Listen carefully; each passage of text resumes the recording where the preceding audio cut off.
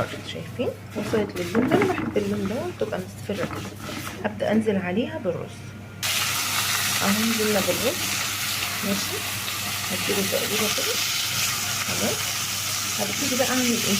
هجيب العدس اللي انا سلقاه ده بميته بكل حاجه كده وانزل فيه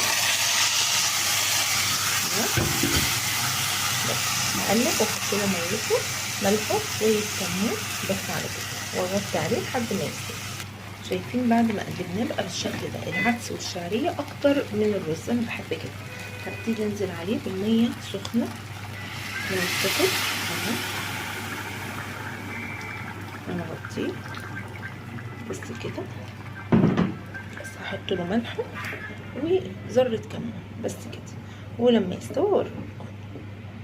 حضرت هنا معايا المكرونه الصغيره خالص بتاعه الكشري والمكرونه سباجيتي. هنحط نص ونص، يعني هنحط ايه من الاتنين معانا تمام. وهنسلقها عادي جدا زي ما اي حد بيسلق مكرونه. صلصه الكشري هنا عندنا بدات تفك شويه، حطيت لها شويه ملح، شويه فلفل، شويه بابريكا عشان تحمر اللون معايا. بس كده هسيبها بقى ايه تستوي للاخر وتتسبك للاخر خالص.